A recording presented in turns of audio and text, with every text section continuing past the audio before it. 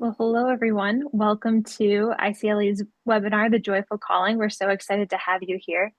My name is Marie, and I just wanted to give a few notes, a few housekeeping items before Peter gets us started with his wonderful webinar. So this is a webinar that's going to be recorded. So we're currently recording, and anyone who has registered will receive a link once the webinar is finished with the access to the recording, and you are very welcome to watch and to share with anyone who might be interested in what is discussed today.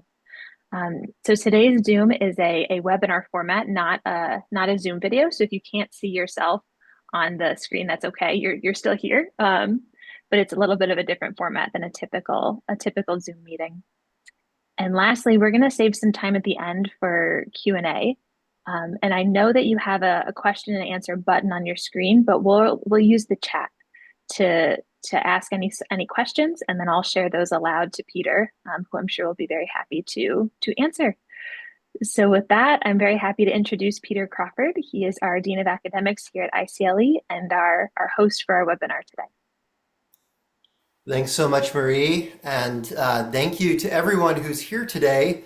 I'll just reiterate before we get started how glad we are that you are here to chat a little bit about our vocation, our calling as Catholic liberal arts school educators, and to reflect on this a little bit this afternoon. So we had a lot of folks sign up for this session, which we're really pleased about.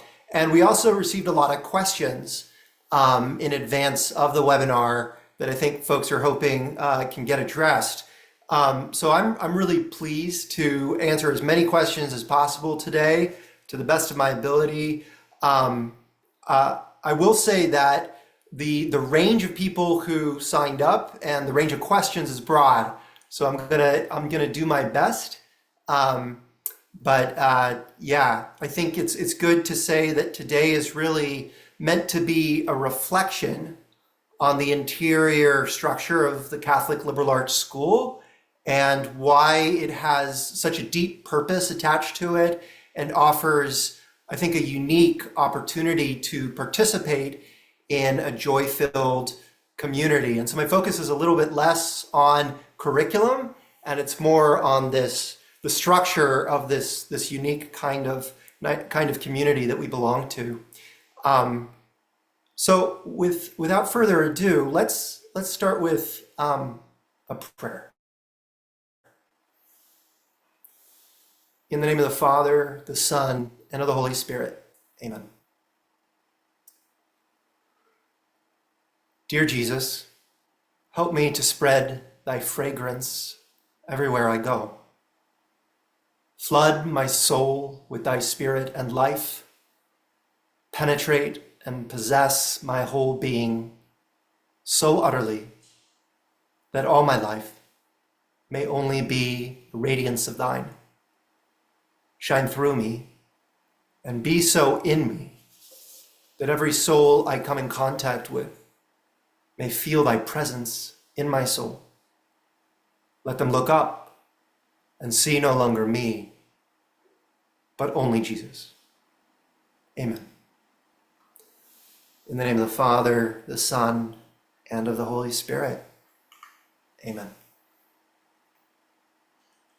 Okay, great. So I want to begin today stepping back and reflecting a little bit about the way we have thought of Catholic education, I think throughout the world, but certainly here in America.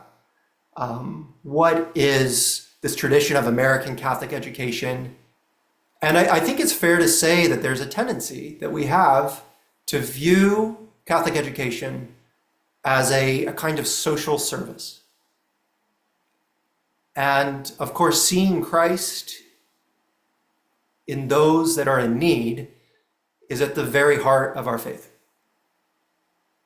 And the Catholic Church has dedicated herself to this cause in its many, many instances, right? We provide the hungry with bread, the ill with medicine, and we strive to give the ignorant the the tools they need to secure a trade and a living. And of course, all of this is a true response to the gospel. Christ is very clear that we're called to attend to the Beatitudes. And this is all gravitated by service to the other, to those who are in our care. So I think as teachers, the question we have to ask is, how can we best serve? How can we serve this community that we're in? As teachers, how can we best serve the children and the families who are in our care? And you may be familiar with this beautiful Greek word, diaconia. And diaconia means to serve. It's where we get the word deacon from. And this word, diaconia, describes our work as teachers, certainly. We're here to serve. And I think there could be no other reason to take on the work that we do, right? Are you a teacher because you wanted to make a lot of money? Are you a teacher because you wanted to have power and influence in the world, or to be famous? Right? There could be no other rational reason to go and become a teacher than to respond to the fundamental call of action in the gospel. Go out and teach all nations. But I think the question still remains, how can we serve best? What is the most deep and essential service that we can provide children? Is it to teach them how to make a living? To become maybe an engineer, surgeon, or a journalist? Of course, we want the children that we teach to make a living. We want them to go on and have jobs and have families and make a good life for themselves in this world. But increasingly, and I think in the face of secularization and of the vast number of young people leaving the church, we need to stop and ask this question more intently. What service can we provide that will be the most precious and meaningful service we can offer to children? So, John Paul II, in the very beginning of his monumental encyclical Fides et Ratio, tells us that it is the church's duty to serve humanity in different ways, as we've mentioned. But one way in particular imposes a responsibility of quite a special kind, the diaconia of truth. And I think this is really astounding and I think should be startling to us. Perhaps even should act as a paradigm shift for our Catholic schools to remember that the greatest and deepest responsibility we have to serve belongs to the truth. That the greatest gift that we can bestow on children, on our students, is wrapped up, belongs to truth. And I think it's certainly safe to say that both John Paul II and also Benedict XVI spoke about this diaconia of truth and saw it as most essential. How beautiful, I think, that beneath all of our needs, all of our hungers, all of our requirements, there is a deeper thirst, a need that we have that sort of supersedes all of the others, that gives meaning to all of the others, and that is the need that we have for truth. And perhaps it reminds us of the Psalms, right? As longs the deer for flowing streams, so longs my soul for thee, O Lord. And so I think this is our mission. This is our purpose as teachers, fundamentally, is to provide this diaconia of truth. But of course, the question remains, how? How can we do this well? What does it mean to provide a a diaconia of truth? Um, how can we satisfy this need? Is it enough simply to have a religion class, a rigorous catechesis? How do we offer children a path to meaning, purpose, and truth? And I think it's precisely in response to this question that we need to look to our tradition of education in the Catholic Church. We need to look to the tradition of the Catholic liberal arts education to consider how best to serve the children in our care and to offer them this pathway to the truth. And I think that probably there are many people on the call who know what I'm speaking to right away. Perhaps you're in a Catholic liberal arts school that is dedicated to the renewal. There are so many of you across the country, and then perhaps there are others of you who are perhaps new to this idea of a Catholic liberal arts education and are not sure what I have in mind when I speak about a joyful school that is dedicated to providing students with a home of truth. And I tell you this, I wish so much that we were together right now, that you and me were in person, and that perhaps we were at a school. We could visit some classrooms.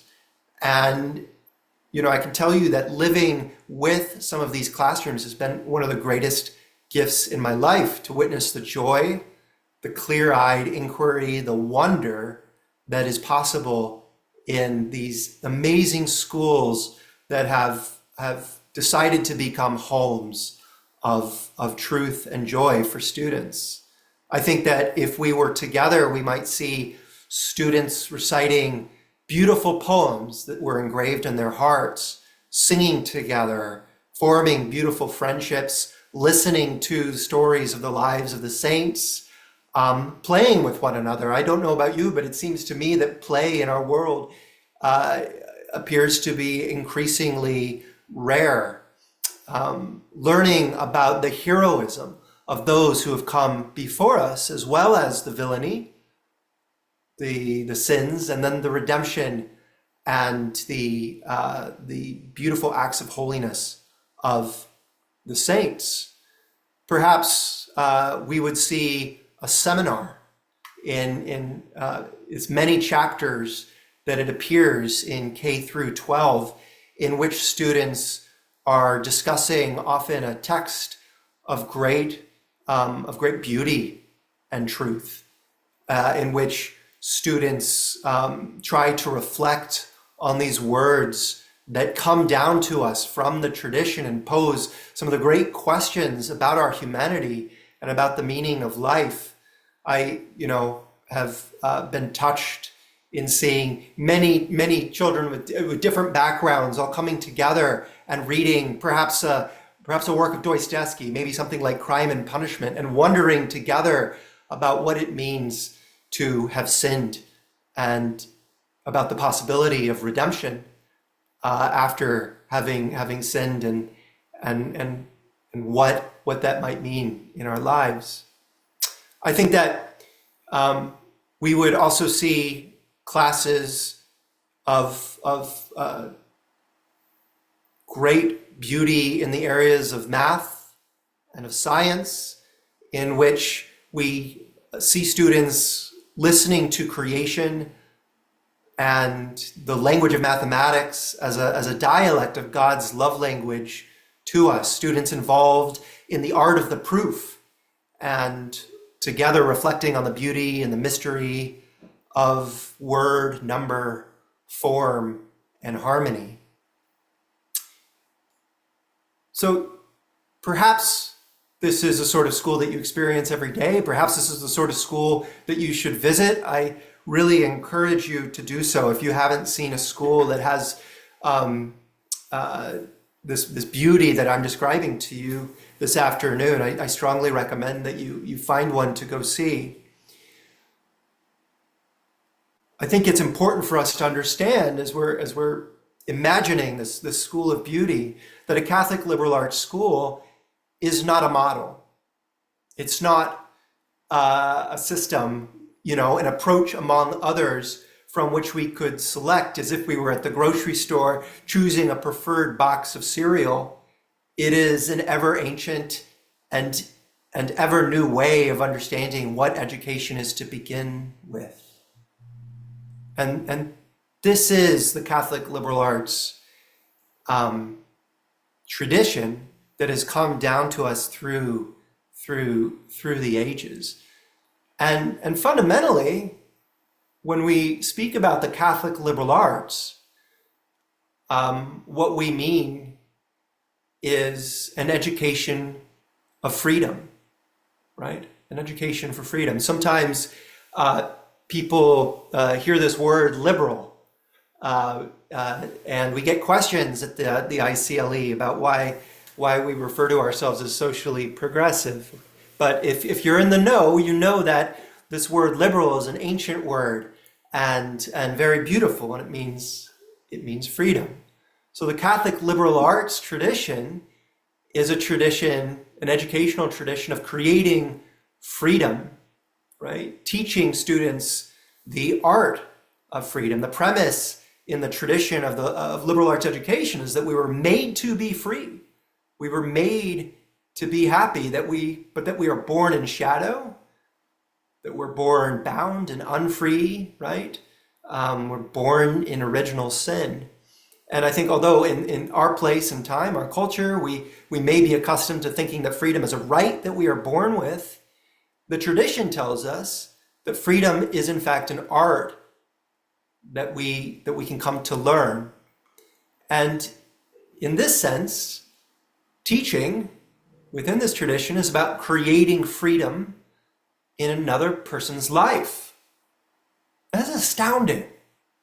Astounding. Our work as Catholic liberal arts teachers is about creating freedom in the lives of the children whom we serve, the children who we have in our class every day. But the tradition also tells us that freedom isn't just about the ability to make choices, right? That is license, right? The liberal arts don't lead to the path of license. Freedom is for something. So what are we freeing students up for? We're freeing them up for the truth. And as Catholics, we know this means freedom for Christ. In our tradition, we know that truth isn't just a form. It's not just a Platonic idea. Freedom for Christ is the realization that perhaps ancient philosophers were always looking for, that truth became incarnate, that God became man. So when we talk about a Catholic liberal arts education, what we mean is freeing children up for sanctity, freeing children up for Jesus Christ. So Pope Benedict XVI, in his talk, the Diaconia of Truth, really emphasizes this. He says, freedom is not an opting out. It is an opting in, a participation in being itself. Hence, authentic freedom can never be attained by turning away from God. And I think this is very powerful. You may be looking at this quote and thinking, oh, there's a lot going on there. That's a complex statement. But I want you to think a little bit about young people today.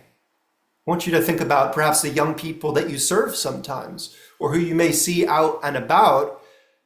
And I think a good way of describing so many of our young in our culture is having opted out, having defected to, or trying to defect to something absolutely sterile and neutral.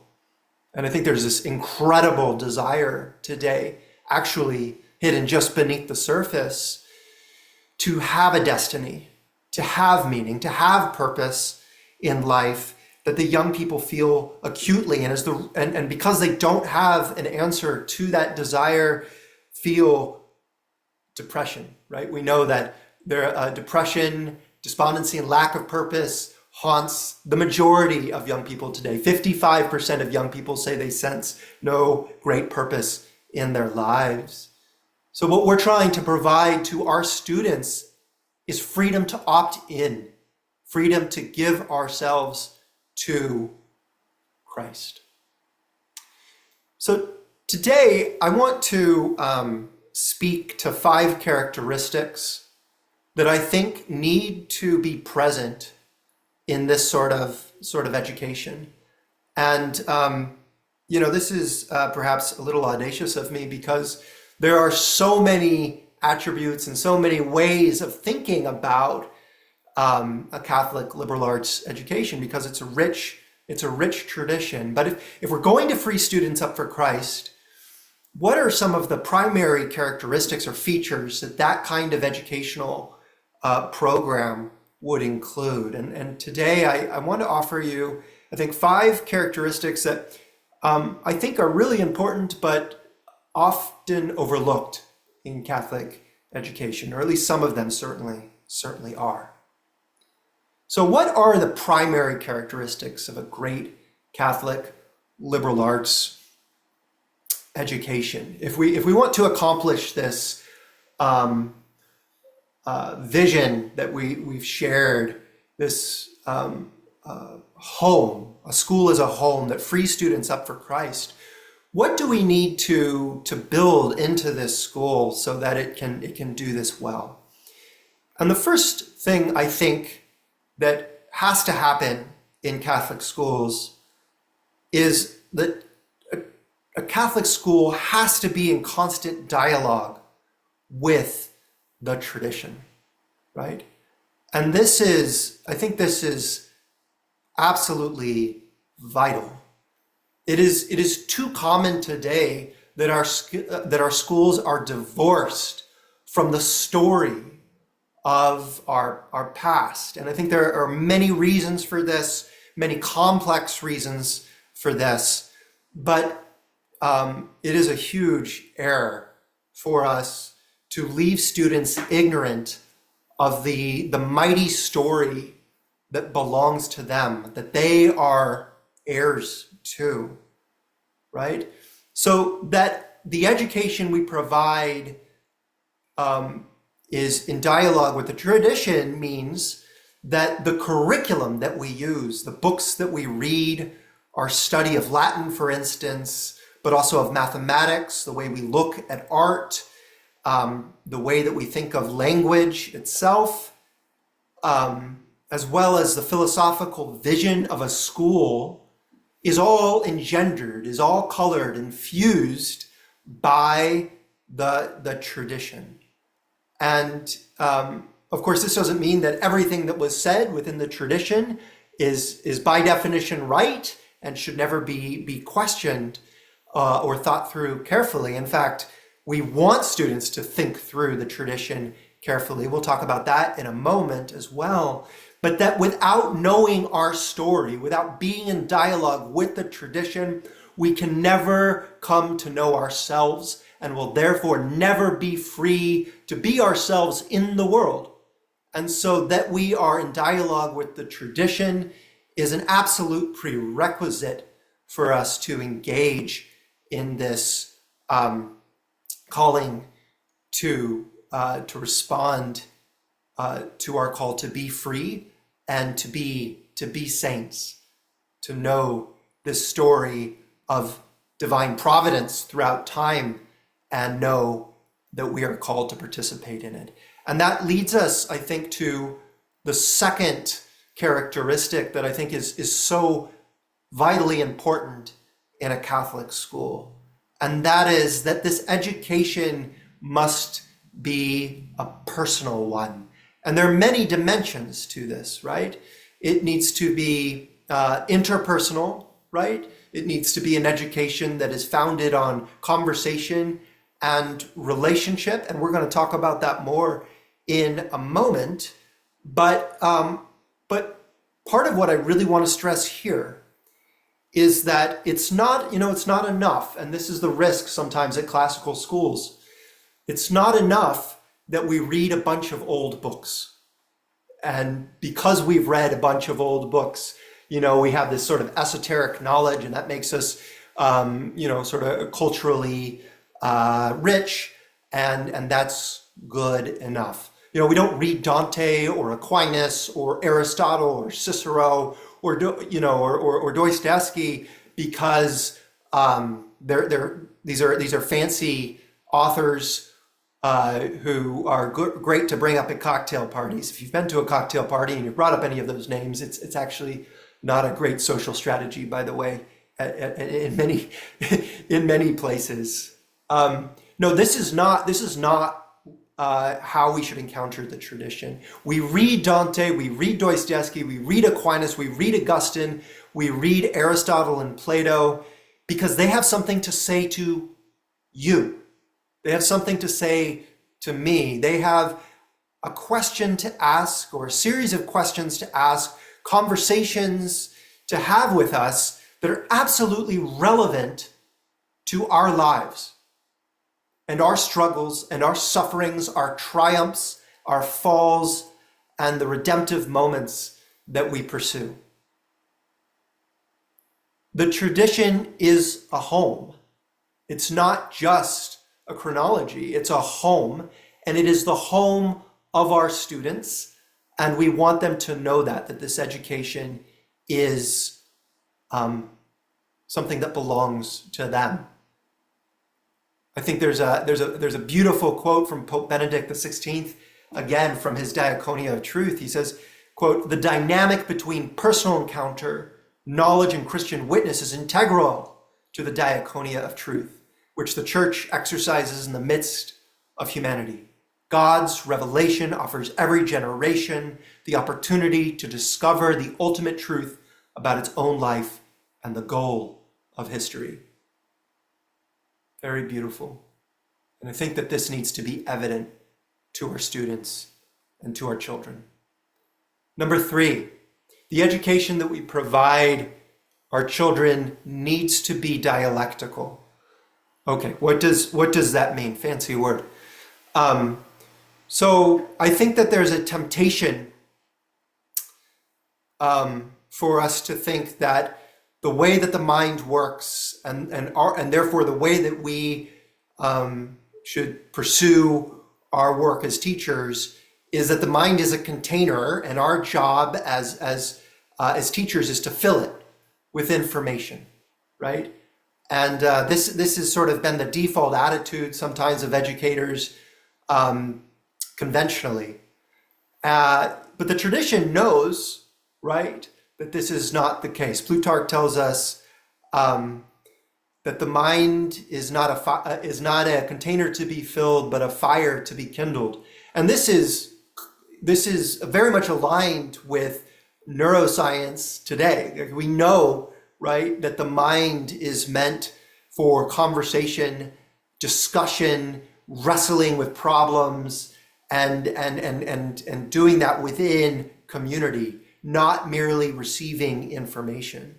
And so a traditional liberal arts Catholic education is one in which we teach primarily by asking and through conversation, and not primarily by telling. And that doesn't mean necessarily that we never tell. I think it's important that we do tell sometimes. But even when we're telling, we have to tell in a way that invites students to make what we're telling them their own. There is, I think, a special need for this with adolescents and teenagers, right? We find that so many young people, so many young Catholics, for instance, right after they're confirmed, leave the faith, right? They had something that was given to them, this Catholic faith that was given to them by their parents, their pastor, perhaps their teachers, but it never seemed to belong to them, and they let it go. Why did it never seem to belong to them? There's this Italian thinker who I think has a lot of wisdom, Luigi Giussani, who was a teacher and priest, and he uses this image of the backpack. And he says, throughout a child's life, they're wearing this backpack, and we put things in it. The parent puts something in it, and a priest puts something in it, and the teachers are putting something in it, the grandparents are putting something in the backpack. But eventually, there comes a time when the student hits those adolescent years where, and this is, I think, frightening, they need to take the backpack off, and they need to study the contents of the backpack. And then they need to decide what they're going to carry with them and what they're going to leave behind. And I think that we want this to be happening in homes, and we want this to be happening in schools. And this means seminars, this means discussions, and having real conversations about deep and beautiful things so that students can become immersed in the conversations and the questions of their traditions. And this is where the craft of teaching comes in, which is a topic for another time. But this is where we need to think very carefully. Okay, how can we invite students to become active participants in their own education so that we can be those proper midwives of truth, as Plato refers to teachers as being. Okay, number 4. I think it's essential that we understand that a true Catholic liberal arts education provides a moral formation. A moral formation.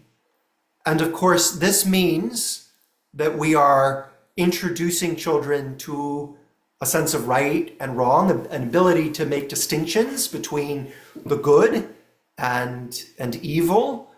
But I think it also means a formation of the heart. What are children falling in love with? What are the objects of their love? What is their intuition of the good?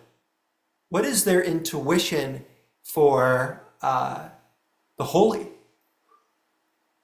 Pope Benedict tells us that, again, in the Diaconia of Truth, that while we have traditionally sought to engage the intellect of our young, perhaps we've neglected the will too much. And of course, Don Bosco famously said that education, more than anything else, is primarily a matter of the heart. And I think that we should take this and ponder it deeply ourselves. And of course, there's kind of a risk because there's a lot of language about the heart being thrown around today. It's one of these really rich insights, that we should be concerned with the heart, that because it's so rich, people latch onto it and it kind of gets thrown around. But we should stop and think about it for a moment. What does it mean that we should be educating hearts? Can it even be done? And how would you go about doing it? And I think because we haven't asked these questions well enough and frequently enough that, I've noticed anyway, that sometimes some very traditional, somewhat tweed-clad individuals kind of like to avoid the idea that as educators we're in the business of forming hearts. But I think it should be pointed out that the idea of forming the heart and intuition of a child is an ancient one. So for instance, for the Greeks, even before the institution of the church, it was always understood that before learning the liberal arts, a child needed to have their hearts formed. They needed to have an intuition of the good, right? In fact, it was only someone who had received this fundamental formation who was then free to pursue the truly ethical, that is to say, excellent life. So I think in a deep way, our fundamental goal with children should be less about filling the content of their thoughts, although this is important and needs to occur with the deepest curriculum possible, but even more fundamentally should be about shaping the contours of their hearts, their intuition, and what that means is their vision of the world, their way of seeing the world. And this means forming what we have called their moral imagination, right? Their way of seeing the world, which is of course informed by the tradition, made personal, and is wrestled with by the student through the shepherding of the teacher. Okay, finally, I think that it is paramount that a liberal arts education offers students sacred memories that they will carry with them throughout the rest of their lives. And if you're a Dostoevsky fan, if you've read The Brothers Karamazov, you know exactly what I'm talking about. There's this beautiful reflection on the redemptive character, the potentially salvific character of holy memories from our childhood. But I want to get really practical about this, actually, because something that I learned that you may have encountered as teachers yourselves is that we are limited. You and I are limited. Our ability to influence children is limited, and I think as a young teacher, it really seemed to me like the difference that I could make as a teacher was boundless, right? You have this pride, this hubris as a young teacher. And as I've had many students grow up, face many challenges, it's clear to me that there is a limit to what you can give a child. But I've come to believe that our bare minimum threshold for success should be that we give students holy memories that they carry with them in their hearts for the rest of their lives, memories of the good, memories of friendship, memories of truth, memories of justice, so that when they do visit those dark and difficult places, they remember what the good is. And that acts as a compass to carry them home. So these are the 5 characteristics that I think need to be in place in a beautiful Catholic liberal arts school, which are embedded in a moral imagination, a sacramental imagination, and open up a path for students to freely pursue a relationship with Christ and ultimately sanctity and union with Him in the next, God willing. So I think that perhaps we'll just end by thinking a little bit about how the heck you satisfy the last 2 characteristics. So I think being in keeping with the tradition, having the education be something that is personal to the students, and being Socratic, following an inquiry-based line of instruction. There's a lot of information about that, and of course we have many webinars and workshops that focus on these areas. But perhaps how we go about shaping the heart and intuition, a vision for the world, and instilling sacred memories, perhaps this is a little bit more difficult and harder for us to wrap our minds around. So how do you do this? How do you shape the heart and intuition? How do you instill sacred memories? And I think that it's really important for us to remember what a school is. What is a school? And we think about this word from its school, right? It comes from the Greek word skole, which means a leisurely being together to pursue the truth. So we've said that teaching is the art of creating freedom in another person's life. And I think that the only way that this happens is when we remember what a school actually is, that it is this leisurely being together. Our temptation as moderns is to think in terms of systems and models, and checklists, right? But that is not actually what children remember. The models, the book lists, the checklists, the scope and sequence. And that is not what is creating the fundamental shaping of the heart, the intuition, and the memory. What shapes those things is us being together, right? There's, I think, a very beautiful quote from St. Augustine, who tells us in De Musica that the first subject students learn is the teacher. Teachers offer themselves for imitation. This is the essence of what people call teaching. So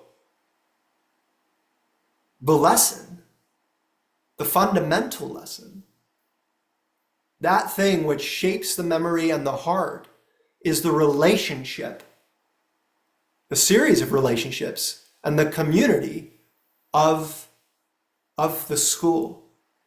The way that students learn, in other words, is by being invited into the world of the faculty, the community that is being led by the faculty of a school, right? It's not enough that they're just given information. It's not enough that they're just given some good things to read, right? They have to be brought into a world that they are participating in and learning habits by participating in.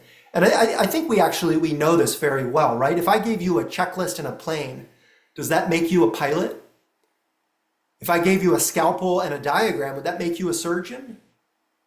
No. We learn by participating in a world, and at a school, that world is a community that finds its wellspring in the faculty of the school. And so I think this leads us to why teaching as a vocation is a joy-filled calling. It's joy-filled because a school is a community. It's joy-filled because our life as teachers is fundamentally, amidst all the humdrum, busy work and all the things that we do have to do, because the checklists are there, right? They're there, and we have to look at them and we have to take care of them. But fundamentally, what it's all about, what it's all gravitated about,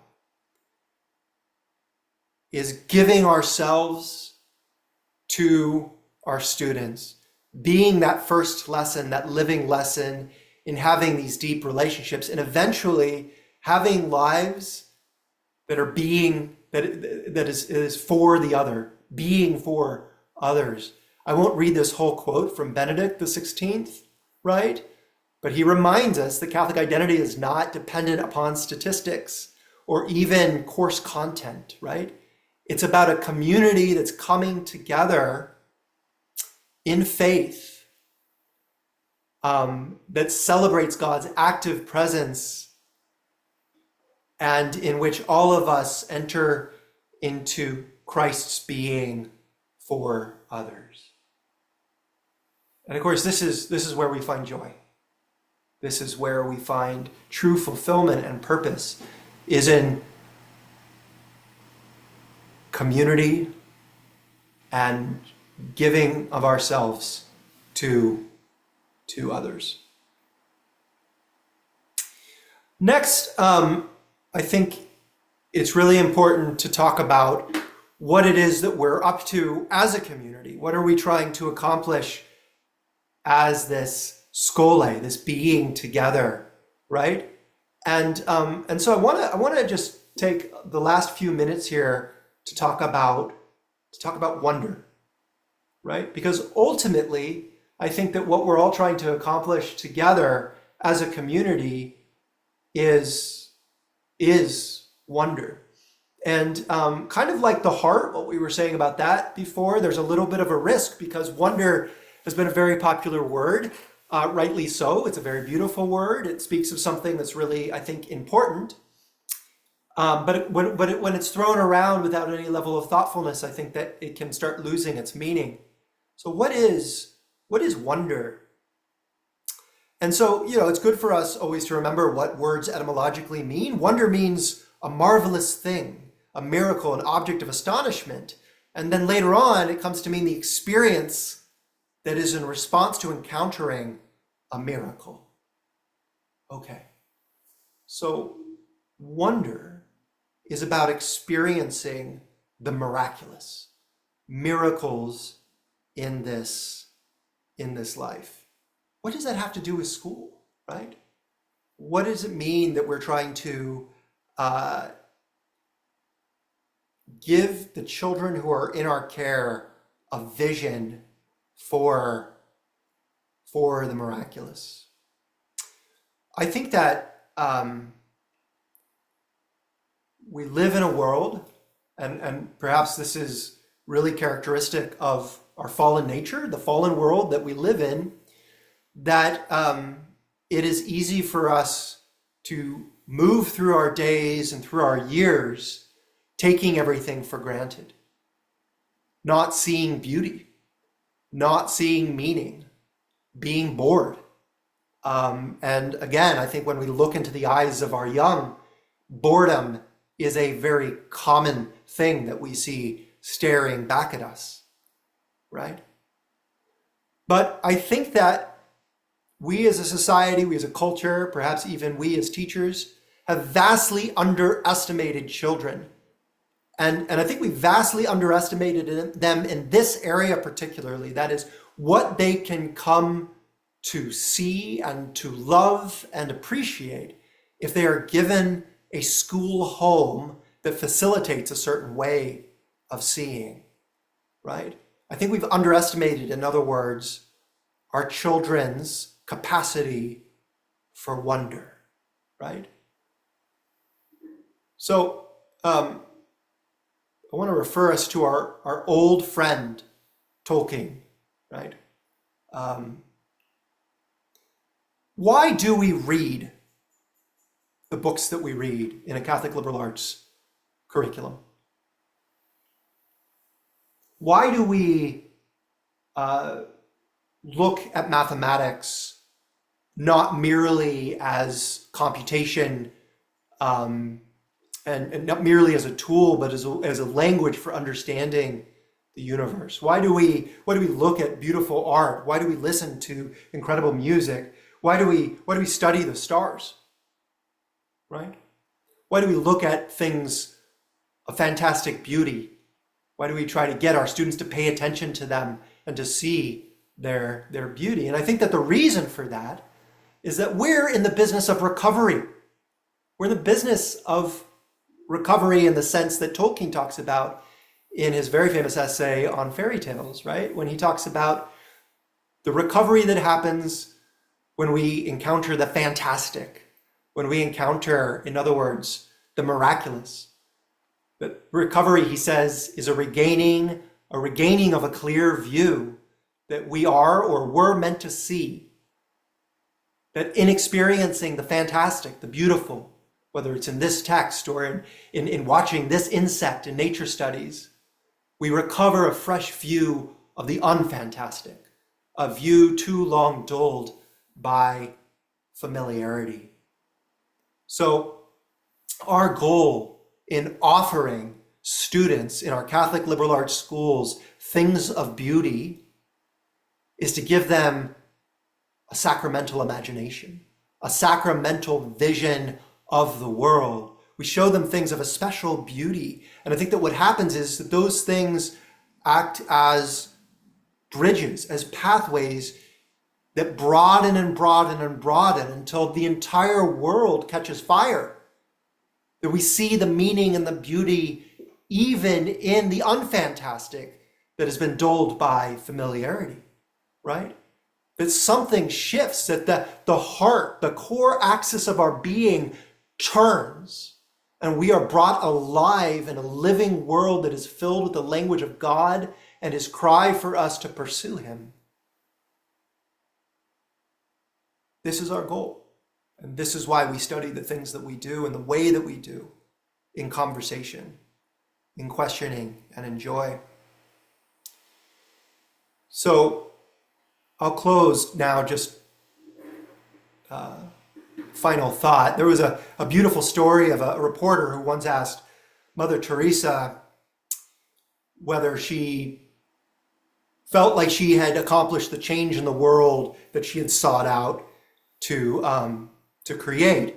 And Mother Teresa responded that she had never tried to change the world, but that she had merely attempted to be one drop that reflects Christ's love. So I think, ultimately, what we're talking about today may sound grand, it may sound impassioned, it may sound also remote, it could sound difficult. And I think that is true. It is lofty, what we're trying to accomplish for the children, the students who are in our care. But all we have to be, all we have to be is open conduits for Christ to work through us and to do his will within the world and within our lives. We are limited. Everything that we have to offer is finite, but God's work in us and through us has no bounds, has no boundaries. I don't think we may ever know the work that has been done through us, the paths that have been traveled because of this very small journey that we take with the children who are in our care. But I think, as the preacher Robert Schuller once said, any man can count the number of seeds in an apple. Only God knows the number of apples in a seed. And I think we can trust in that, in God's wisdom, and respond to the call that he's put before us. Thank you very much.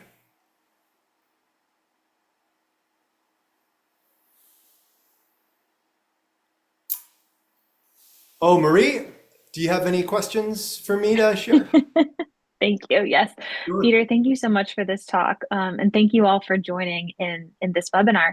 So there's a few questions that have come in through the chat. And certainly if there are any more that are out there, we have a few moments here. If you have questions to share, please feel free to use the chat button down at the bottom of your screen. Peter, one of the questions that was asked was if you could please identify what you mean by tradition. You use the phrase framed by the tradition, and certainly that includes tradition in the sense of catechesis, of our faith that has been passed down. But what else does it include, or perhaps what would it not include? Yeah, that's such a great and I think fundamental question. So I think well, there's so many things that I want to say about that. Where to begin? Yeah, so I think the first thing to point out that may be counterintuitive, right? Um, but I think which is true and needs to be affirmed is that what has come before us is a story. And it's God's story. It's God's providential story, right? So as moderns and as seculars, our temptation is to tend to look at the past and to think of it as sort of a series of power struggles or something, right? And that could have gone any number of ways, and just happens to be the way that it is. That it happens to be arbitrary. And I don't think that as Catholics or even as Christians we can believe that that is true, right? So we believe that what has come before us, the history of providence, is with great meaning and as a whole is God's story. And I think that within God's story there is a gift for us that has been sort of woven into the thoughts, the conversations, the ideas, the texts, the art, the discoveries, and the adventures, as well as the sins and the crimes and the successes and the miracles that are within that story of the past. And I think that that is what I mean by the tradition.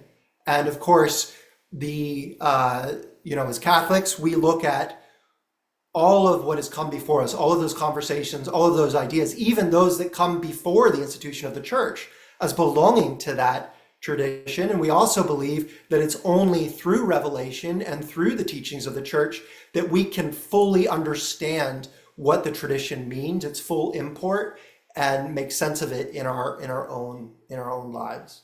So that's how I would, I guess, begin in a preliminary way to address the question of what we mean by tradition, and hopefully that's helpful and is a good start.